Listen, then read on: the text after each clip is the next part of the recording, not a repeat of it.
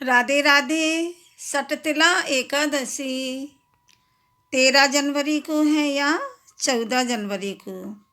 सटतिला एकादशी की तिथि, पूजा का शुभ मुहूर्त और पारण विधि और महत्व। कब व्रत का पारण करेंगे। माघ का महीना अत्यंत पवित्र होता है, इसीलिए इसमें पड़ने वाले एकादशी का खास महत्व है।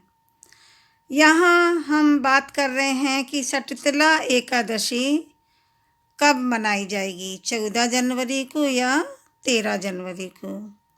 माघ कृष्ण पक्ष की एकादशी को सटतिला एकादशी के रूप में मनाया जाता है।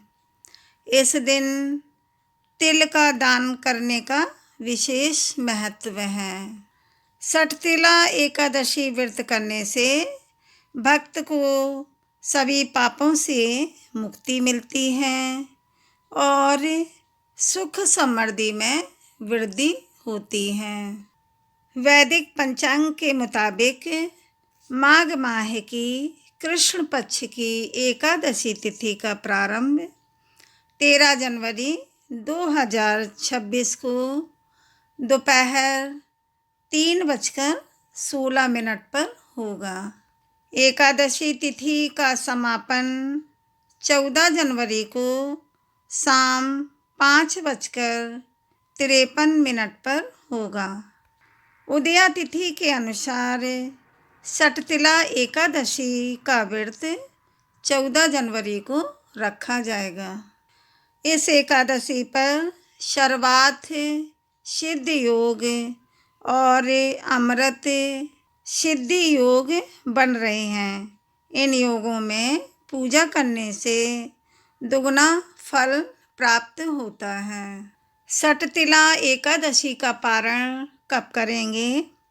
सटतिला एकादशी का पारण 15 जनवरी 2026 को किया जाएगा। पारण के लिए शुभ मुहूर्त सुबह 7:14 से सुबह 9:22 तक रहेगा। सटतिला एकादशी व्रत का क्या महत्व है। सटतिला एकादशी के दिन भगवान विष्णु की पूजा करने से सुख समृद्धि की प्राप्ति होती है। साथ ही सटतिला एकादशी के दिन तिल का दान करना भी शुभ माना जाता है। इस दिन तिल और गुड़ के लड्डू दान करने चाहिए। तिल का दान करने से अक्षय पुण्य की प्राप्ति होती है। इस एकादशी में तिल का 6 प्रकार से उपयोग किया जाता है। तिल का स्नान, तिल का उपटन, तिल का हवन, तिल का तर्पण, तिल का भोजन, तिल का दान। ऐसा करने से जीवन में सुख समृद्धि संपन्नता बनी रहती है। एकादशी के दिन ब्रह्म मुहूर्त में उठकर स्नान के बाद व्रत का संकल्प लें। पूजा के दौरान भगवान विष्णु को पीली मिठाई का भोग लगाएं। पीले रंग के भगवान को वस्त्र पहनाएं और स्वयं भी पीले रंग के कपड़े धारण करें। भगवान विष्णु को पीला रंग अति प्रिय होता है। भगवान विष्णु के साथ साथ माँ लक्ष्मी की भी पूजा करें। इस दिन पीपल के पेड़ पर जल चढ़ाना शुभ माना जाता है। सटतिला एकादशी की पूजा विधि कैसे करेंगे। सटतिला एकादशी के दिन आप गंगा नदी में स्नान कर लें। अगर कहीं किसी नदी में नहीं जा पा रहे हैं तो घर में नहाने के पानी में गंगा जल मिलाकर स्नान कर लें।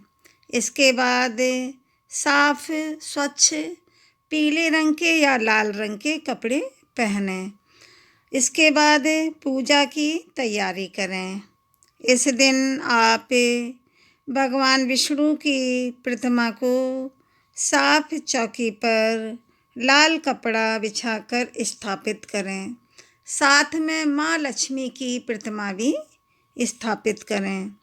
इसके बाद श्री हरि को पीले फूल, तुलसी दल अर्पित करें।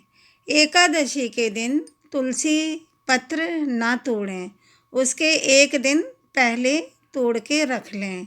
और द्वादशी के दिन भी तुलसी स्पर्श नहीं की जाती है और ना ही तोड़ी जाती है, इसीलिए ये गलती बिल्कुल ना करें।